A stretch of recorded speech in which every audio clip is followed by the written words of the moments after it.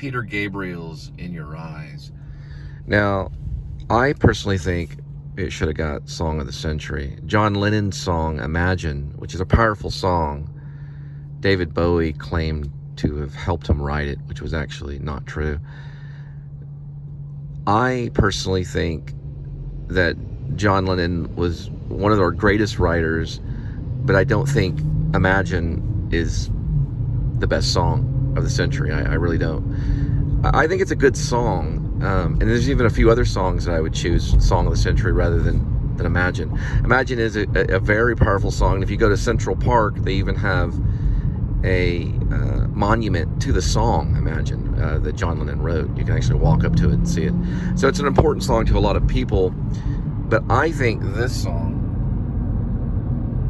Peter Gabriel's In Your Eyes, is probably the song of the century, because it talks about in Ephesians how it hints that the woman is the church in a way. I mean, Jesus, or at least Paul, wrote that Christ would give his life up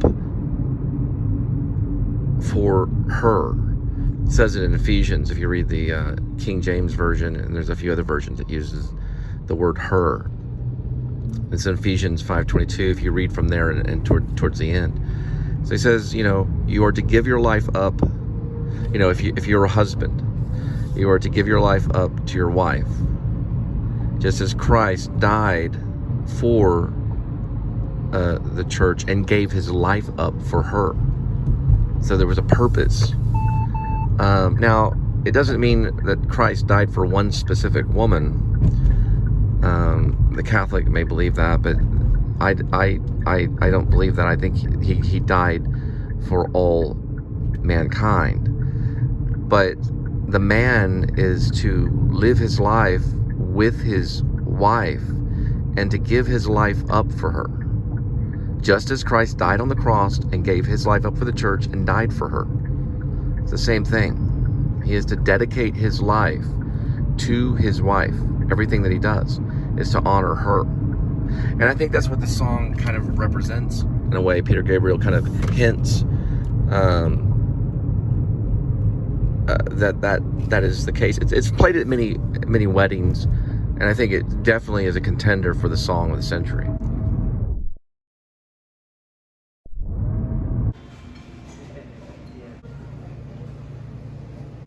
That's one of my favorite snacks right there.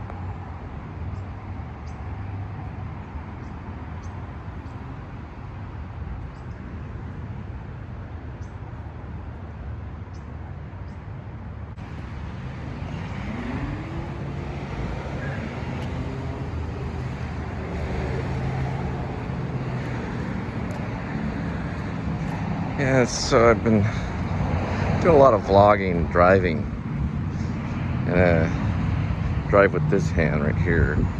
So I started hurting the back of my shoulder blade. So every once in a while, I'll just kind of loosen it up a little bit, trying to get it back into where it's just, the pain can be so excessive. I barely stand it, but moving it around is like the best thing. And then also trying not to overuse it, because I've been driving so much, and holding the camera, that I overused it a little bit, and I go to sleep on it wrong on the couch or whatever. And oh man, I'm telling you, if I lay on it this way, just kind of moving it like this, so I'm walking and get the blood flow to it. Because what happens is toxins build up in the muscle, causes it to, or it could have been a pinched nerve. Sometimes those are real hard to. Hold on, there's another one.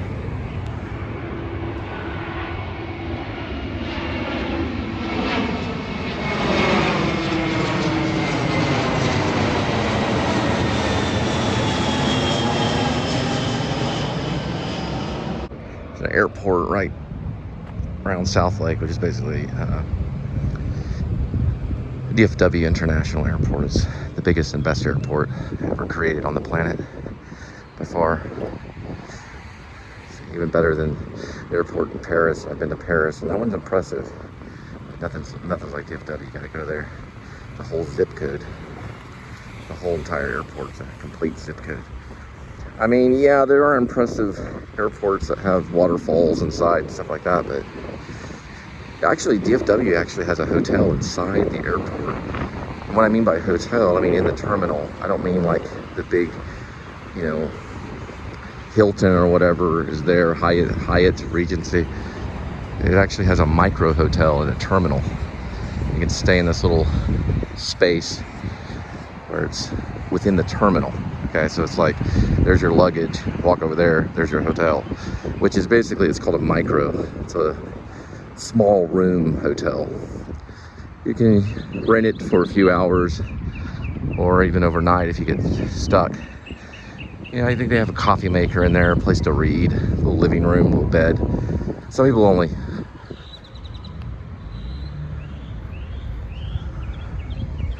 Sounding weird. You're watching a television show in their car. You can rent it for a few hours. One time my second wife and I were stranded trying to get to Washington, D.C. And we contemplated on if we didn't make the last flight out, you know, from DFW to Washington, because we were flying on standby, then we were going to get a micro hotel with the kids, because we took my boy and my oldest daughter to Washington, D.C. to the butterfly exhibit. It's to look at butterflies. Yeah, this place in Washington the Washington, D.C. Smithsonian, where you can check out these butterflies. The only thing is it's like 98 degrees or something like that inside they keep it really hot so the butterflies don't die. It's actually tropical butterflies. I'm walking around waiting for my food for friends order.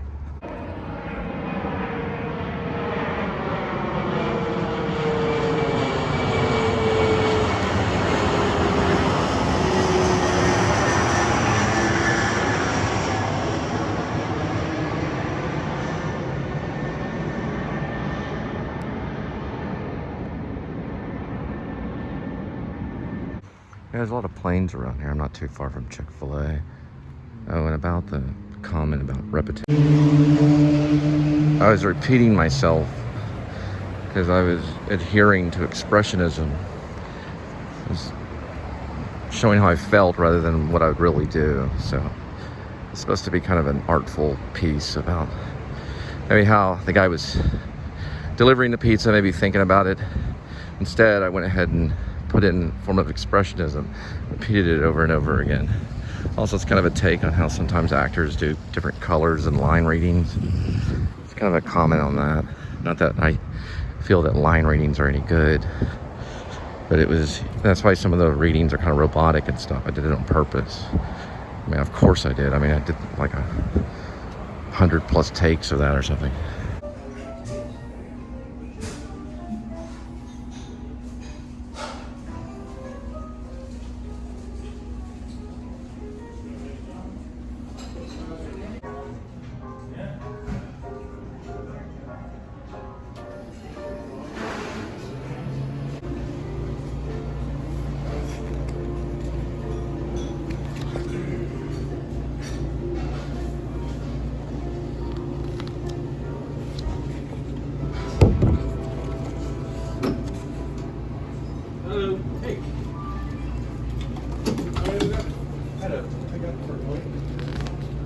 Oh yeah, appreciate it. Now that's some good cloud structure right there, right above this sign. It says State Highway 114. That cloud is a very pretty cloud for photography, if you have an eye for that kind of thing.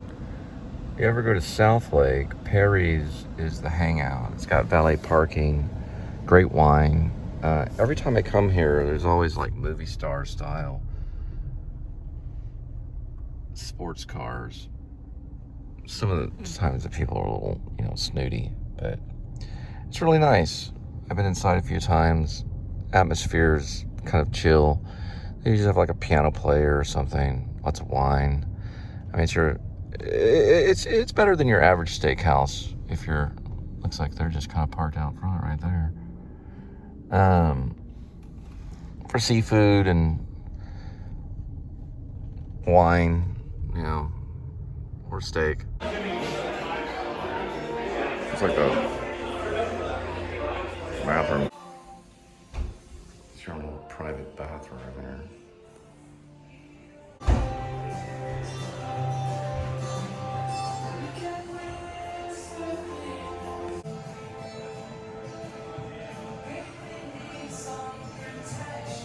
I'm gonna use the restroom. It's a pretty good place to do that. It's kind of funny, when people are making conversation, they kind of say things in between their little dialogue. If you listen very closely. David Mamet made a comment about that when his dialogue in his plays, like American Buffalo. Really, the one that he does it is Glengarry Glen Ross. The character will have a thought, and as they speak their dialogue, all of a sudden they go in a different direction. They say something else. They make a comment about something else. So they stray away from their original thought. Then they go back. Was that the National? So far around the bend. That's actually a good song. And they go back and they finish the thought that they were saying. Mamet actually commented on that on many of his plays. But National is a good band, though. So one film that I'm going back and watching over and over again is The Irishman with Robert De Niro, Al Pacino, and the great work of Joe Pesci. And it starts off with about kind of like an innocent delivery driver who, it's actually that film is on my mind quite a bit, but he starts off as like this innocent delivery driver that gets sucked into the mafia and becomes like their number one hitman. And that actual guy, Frank Sharon, he actually is attributed to, or they think may have been the guy who knocked off Jimmy Hoffa. And it gets into that story, which is based on a book called I Heard You Paint Houses. It had a big effect on me because of the rhythm of the story and the secrecy of it. And it's interesting because on Netflix, it has kind of a cartoon-like cover.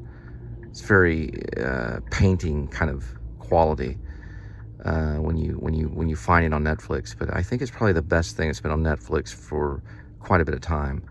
And it's one of those ones you can watch and kind of study. Although it does have some violence and it does kind of have some repetition. Ultimately, it's an iconic movie. It's got a lot of attention, and it's kind of brought Netflix back in the forefront. And Martin Scorsese did something very different. He focused more on digital filmmaking and changed their faces to make them look younger and things like that. So it's also an experimentation and kind of like CGI kind of thing, where he made them look young when he would go back in flashbacks or scenes where it would show them when they were younger and then go back into when they were older. And the acting is pretty awesome. And I think it's probably Joe Pesci's best work for sure, even though he didn't get acknowledged for the work as much as he should have. And then of course De Niro and Pacino, they did their thing. It's pretty awesome.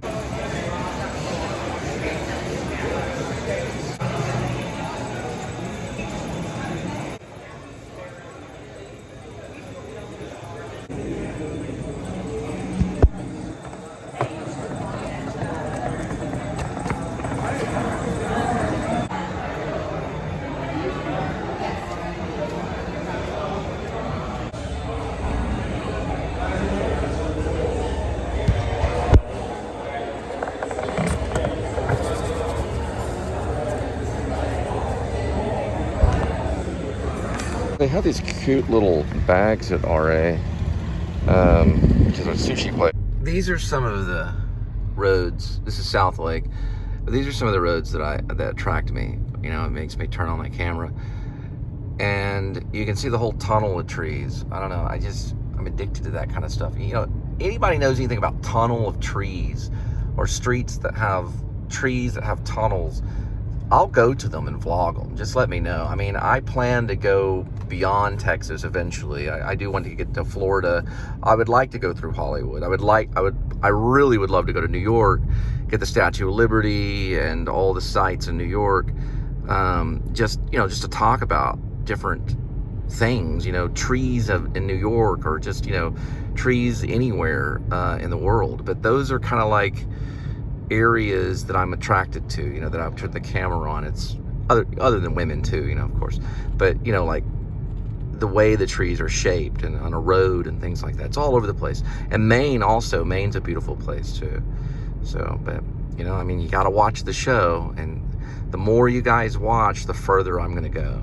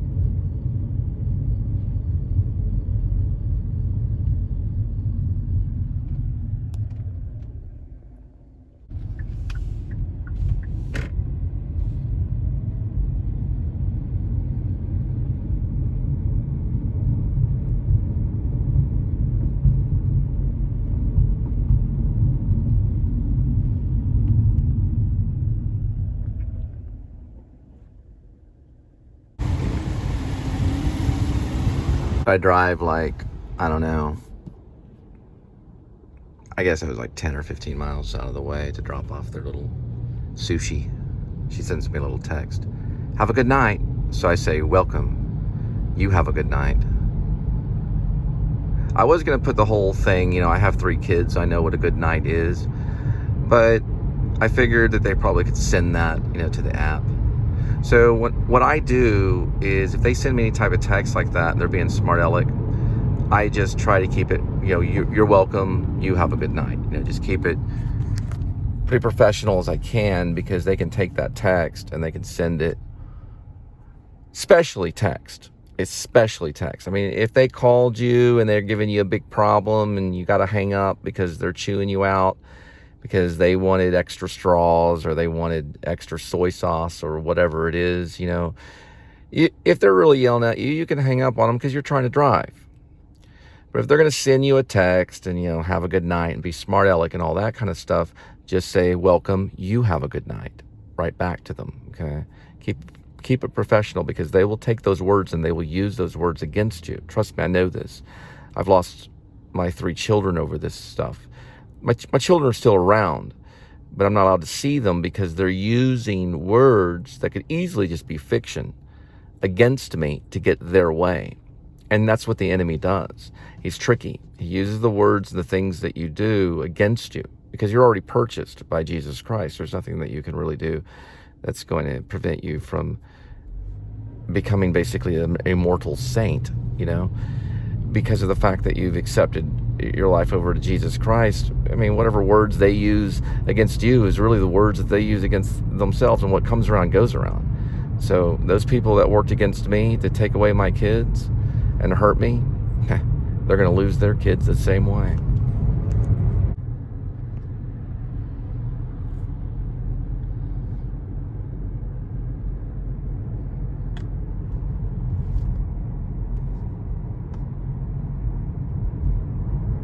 Now, they could say, have a profitable night. Have a profitable night. That wouldn't be an insult. I mean, there's nothing wrong with just thank you. Very rarely do they send a text and say, have a good night. So I don't know if I forgot soy sauce or whatever. They could say, have a very profitable evening, but you got to watch it. Have a good night.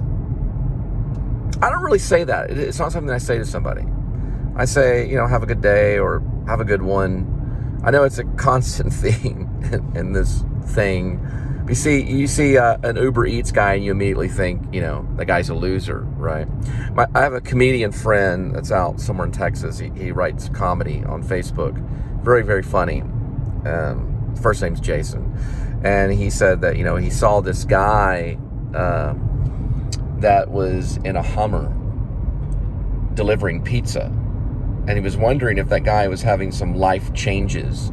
He was dealing with some life changes, because if he could afford a Hummer, he didn't, buy that Hummer with the delivery, being an Uber Eats guy. Although they might could. Some of those guys could make 60 or 70, maybe $80,000 a year, maybe.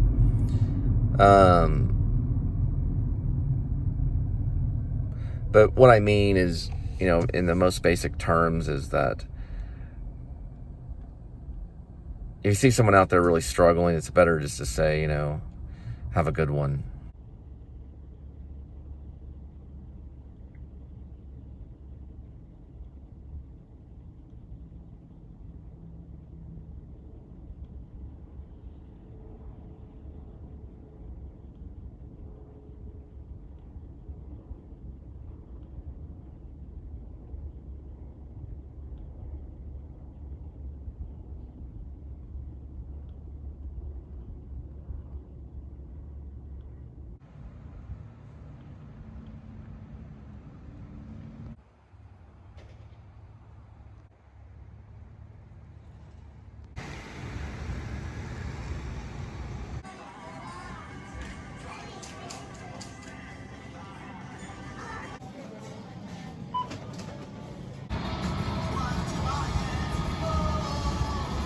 I think they're playing PIL at Trader Joe's.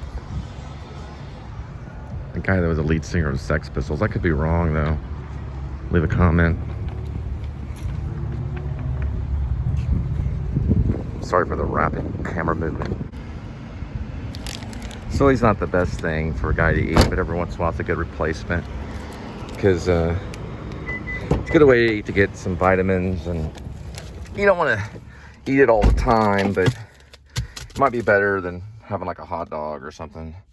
But these are pretty good right here. They got some calcium, all kinds of stuff.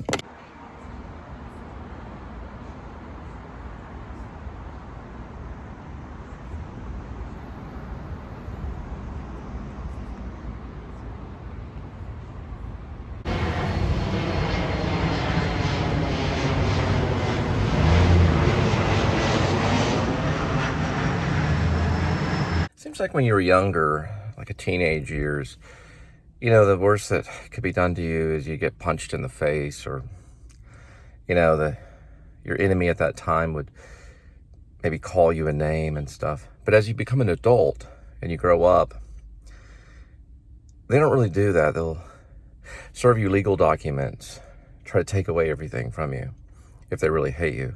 They go after your livelihood, They basically go after your life. They basically, they try to kill you.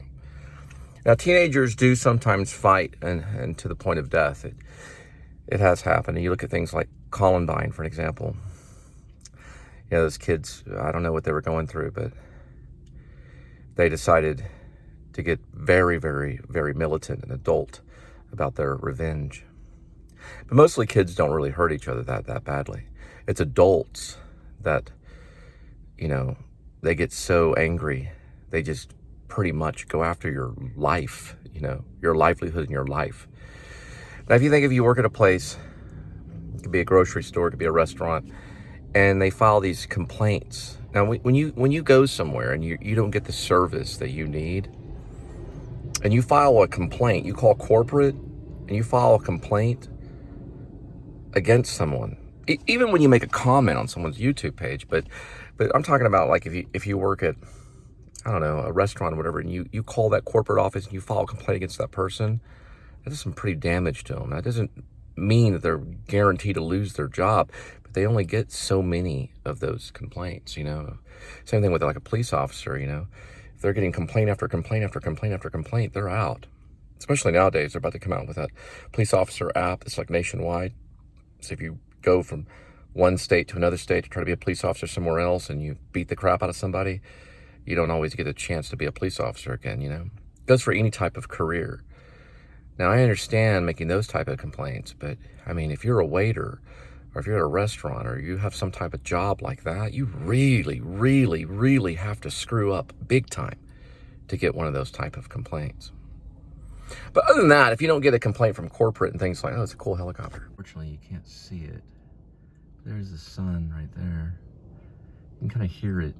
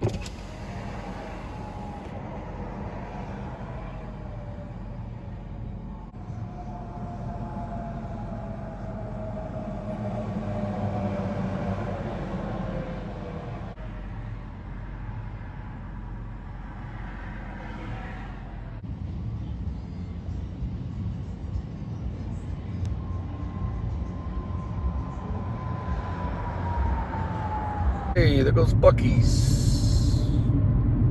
We're past Buc-ee's today. Little Buc-ee action. Hey. I mean, I really should have, a long time ago, changed my production company from Drive Film Productions of Texas to the incredibly poor film production, because we were on a shoestring budget when we tried to attempt to launch The Projectionist. I was hoping to somehow get a hold of about $20,000. Because at least there I could pay, let's say I had 4 major actors, 4 players, you know, 4 leads. Well, there's really like 3 leads. You know, it was Adair Martin, his brother Aiden Harris. You had the B-film actress chick, Allie Starlings, and then the mute lady that he falls in love with, Harrison Staples, I believe it was her name. So it was 4 major ones. But you cannot move people around with charity because they have to make a living, you know. When I met Daniel, he was in an apartment. It later got hit by a tornado, and they ended up moving into extended stay, and then they got out of extended stay and back into another apartment. I mean, we were just borderline going to a shelter kind of thing. I mean, it was like we were very, very, very, very poor. And we didn't have a $20,000 budget.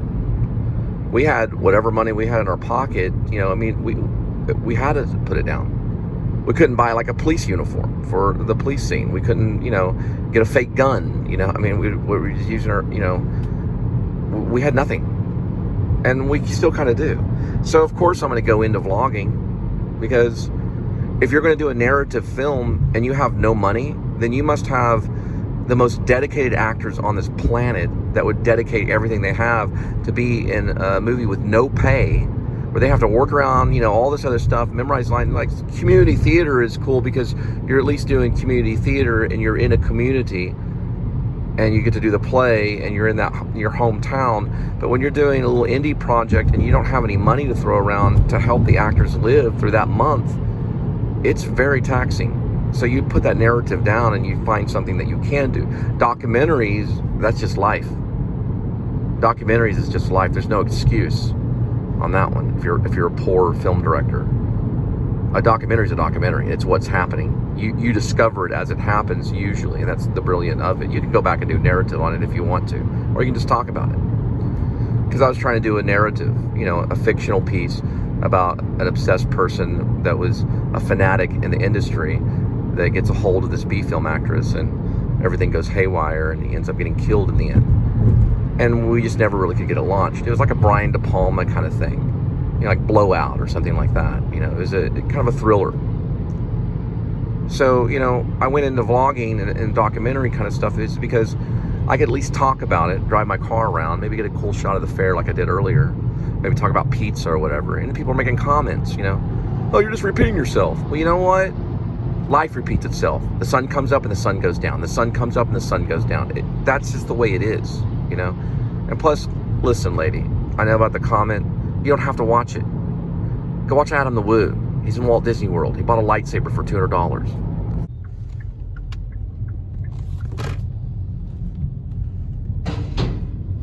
Nice noise.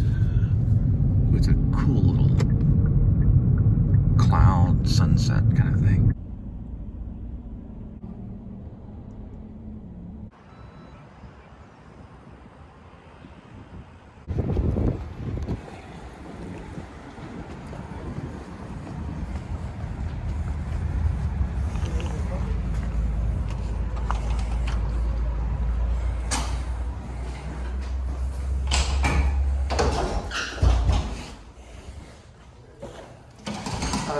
What's the address?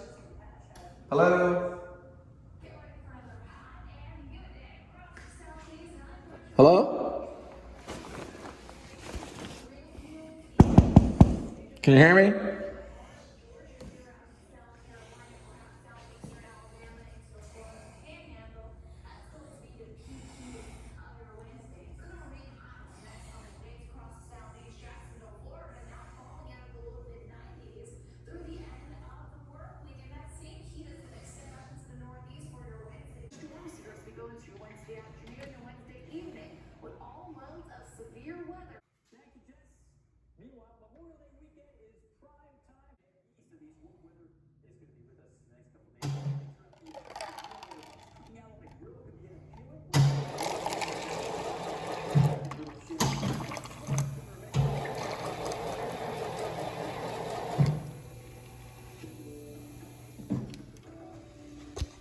Hot piping cold. Well, it's actually hot piping hot.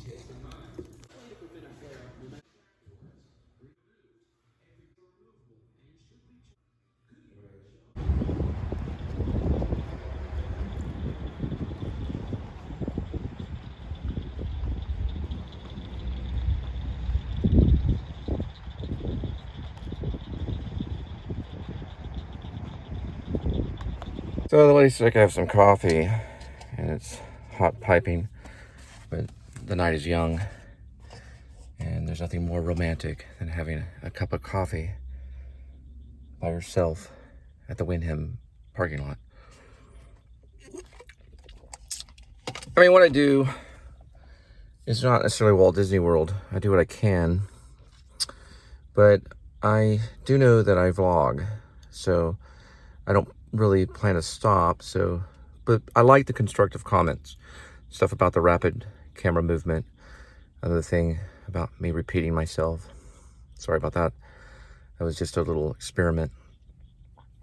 But I do listen to what you say, and I do appreciate if you would subscribe. That's the number one way you can help me.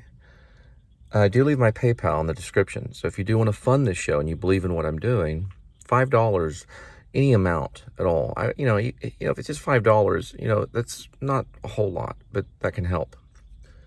And thanks for watching the Please Subscribe show. It's kind of a wrap, and then everything else I do, it's kind of an afterthought. So if you want to stay on, please do. An airstrip right there. It's Free Alliance or something Alliance airstrip, and there's the moon right here. Here's the airport I was talking about right there. It's Free Alliance.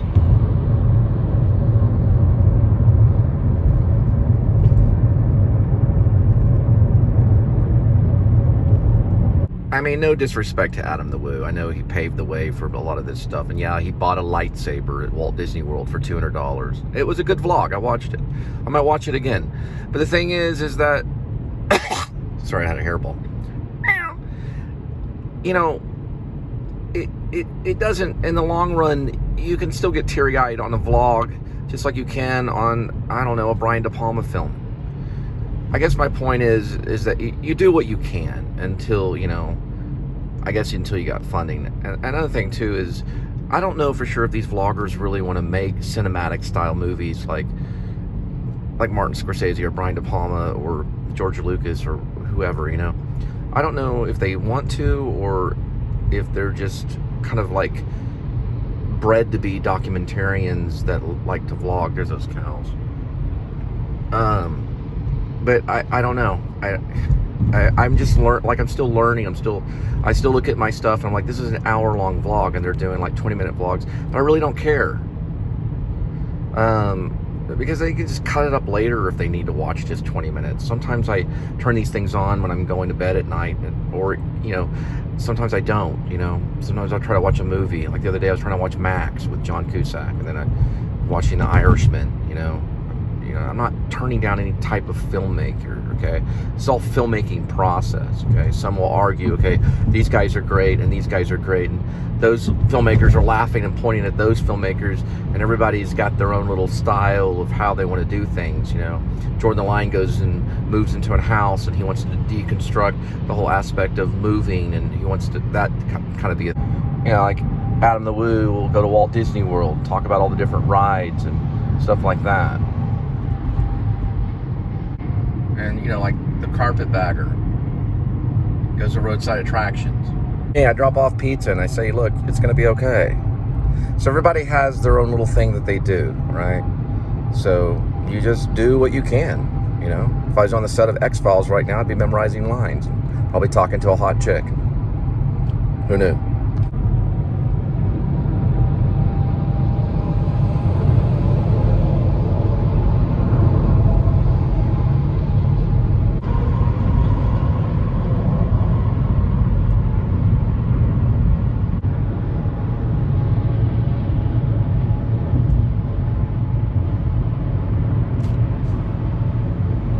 I think I figured it out. The reason why my shoulder hurts.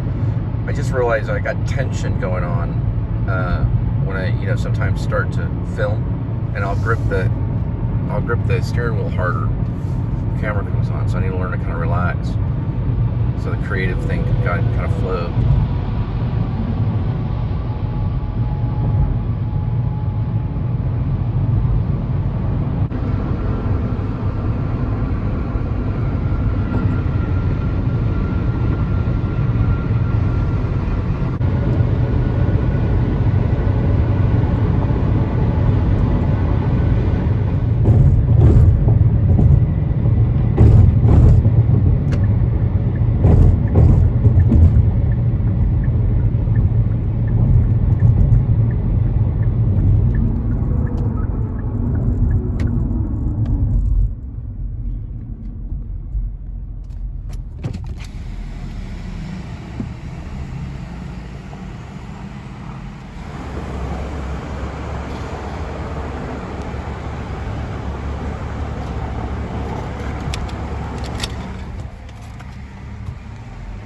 Watch out, vehicle stopped on shoulder ahead.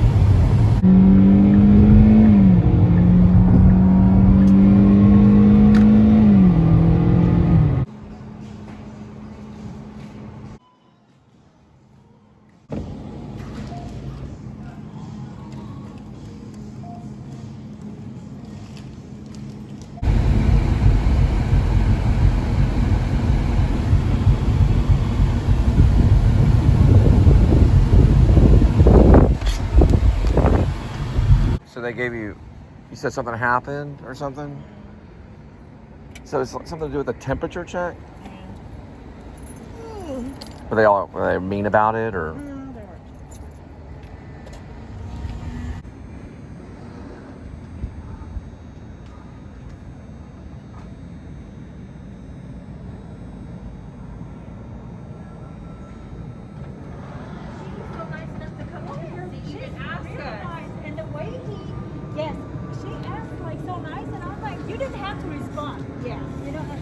Oh, sorry, am I in your way? Okay. Call me in the morning. Okay. Okay. He said to the world that call me. Okay. I'm here. Dad, I was just here. Right. That's fine. If they got barbecue, they got barbecue. That's fine.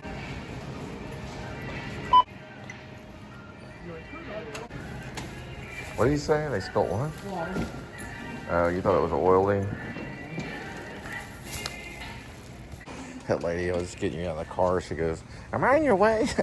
So I just went like that. She was like, "Am I in your way?" Why'd she say that? I don't know. I guess she thought I was filming. What? Outside here or in there? No, I wasn't filming. I was actually digital video. How it works is very, very similar to any war. They pretend I'm not, and I pretend I am.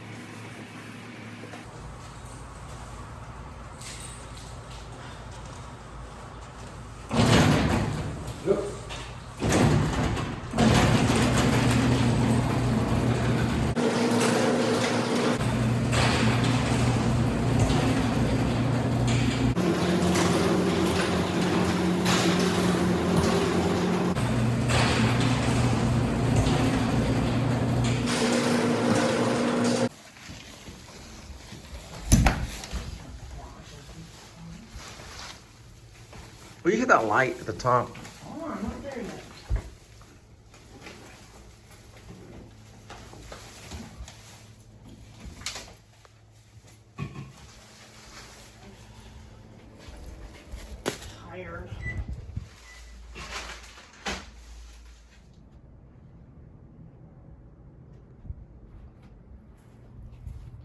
So my ex-mother-in-law's like, you know, if you think this is some crazy new film that you're doing, you know, but you know, why would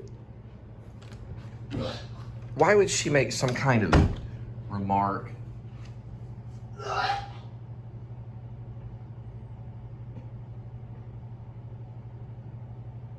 mean, that's how I feel about it. Some crazy new film. What does she know about a crazy new film? What would she know?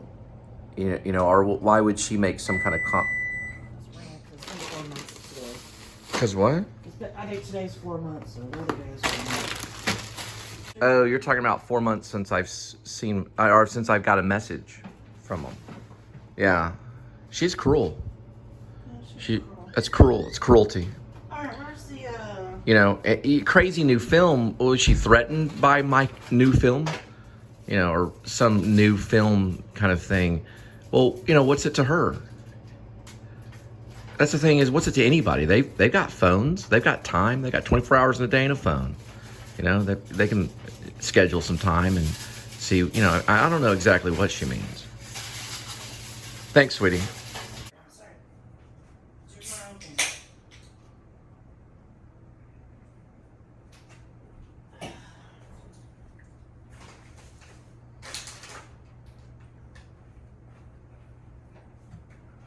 bag's 8 servings. So It's funny because my mom was like, I like escaping the mouse. Like, why did my mother-in-law, you know, get a hold of Adam the Woo and say, you know, that lightsaber that you bought at Walt Disney World's a big waste of money. $200, oh my goodness. Why don't you get a hold of him or something? Talk to him and, you know, say, you know, you're wrong. I labeled it goat's dinner. Oh, I thought that said dog's dinner.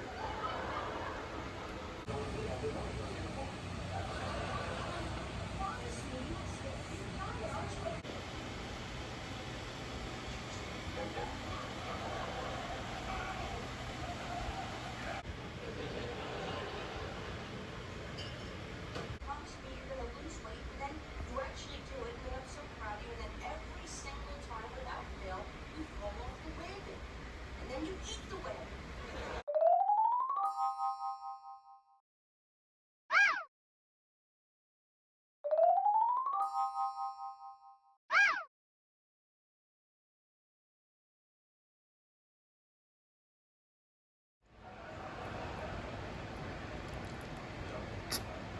Like a pallet.